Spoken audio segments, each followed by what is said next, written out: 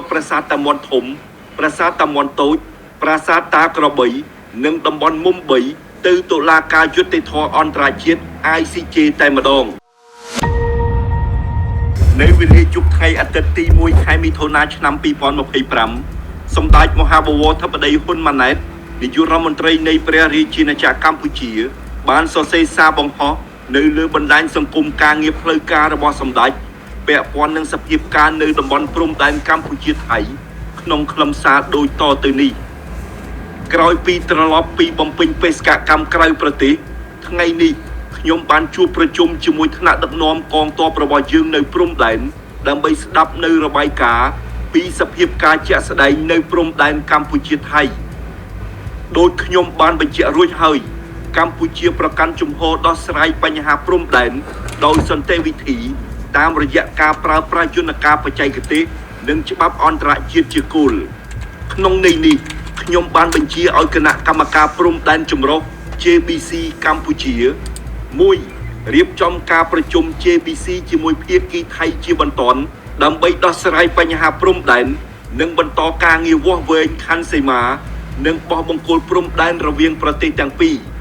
2ត្រៀមដាក់ជលក្នុងរបៀបវិរៈសម្រាប់កិច្ចប្រជុំ JBC ពាក់ព័ន្ធនឹងការយកប្រាសាទតាមាន់ធំប្រាសាទតាមាន់តូចប្រាសាទតាក្របី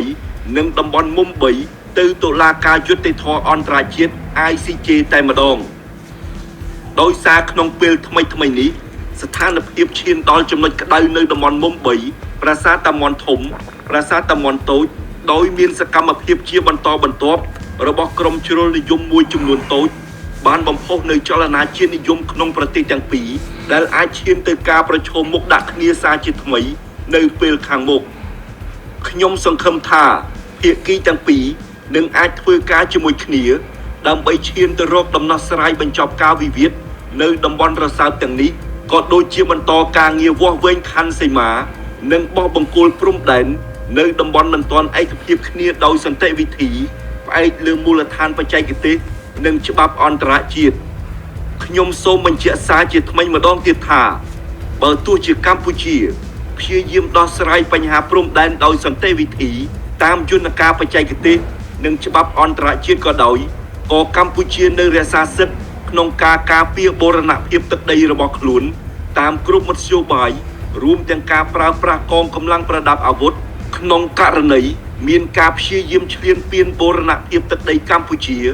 ដោយប្រើប្រាស់កម្លាំងកងទ័ព